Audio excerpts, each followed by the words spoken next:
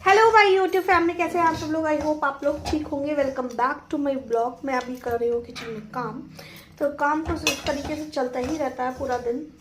जैसे कि आप लोगों को पता है वर्क फ्रॉम होम है, तो दोनों चीज़ें मुझे मैनेज करनी पड़ती हैं, घर और बाहर। तो हम बात कर रहे थे टीचिंग लाइन पे।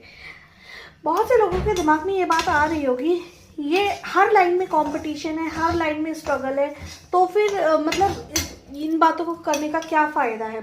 जी हाँ, आपकी बात बिल्कुल सही है, आपका माइंडसेट बिल्कुल ठीक है।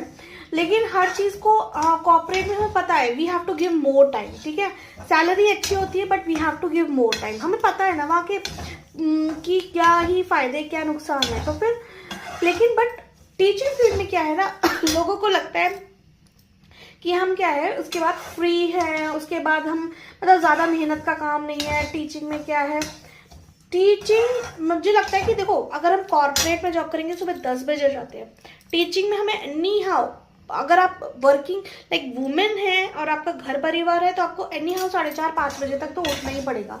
अगर आप नहीं उठते हो तो कहीं ना कहीं आप लेग बिहाइंड करोगे, फिर वो बाहर का खाना खाना, जिसकी वजह से आपकी हेल्थ इश्यूज होना तय है।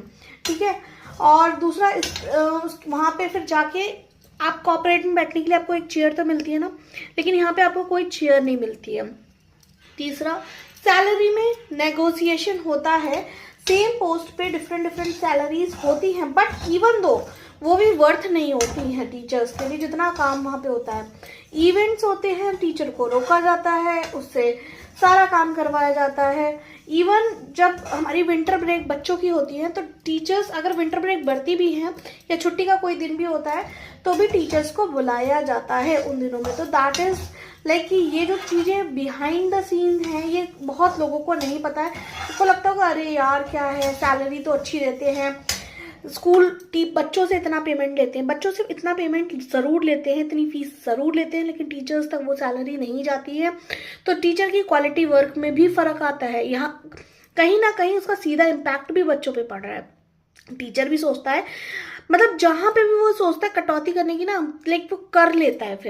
फिर वो कम लाइक अरे यार, फिर उसको ना पढ़ाने से, अपनी क्वालिटी दिखाने से ज़्यादा चमचा बनना बेहतर लगता है कि मैं चमचा बन के अपनी नौकरी को थोड़ा ये है कि सेफ साइड कर लूँगा। चमचा बन के मैं उसको पढ़ाने से ज़्यादा इन सब बातों पे दिमाग रहता है, चमचागिरी करने पे। तो बेसिक ये प्रोज एंड कॉन्स है, और फिर भी चमचागिरी करके कुछ होता नहीं है। बाद में मैं आपको बताऊंगी उसका भी कुछ रीज़न होता है चमचागिरी करने का। तो वो कुछ ही लोग होते हैं जो चमचागिरी कर पाते हैं, वो भी सिर्फ और सिर्फ मैनेजमेंट की आंखों में जो चढ़े होते हैं। बस इतनी सी बात है। To be continued in the next video.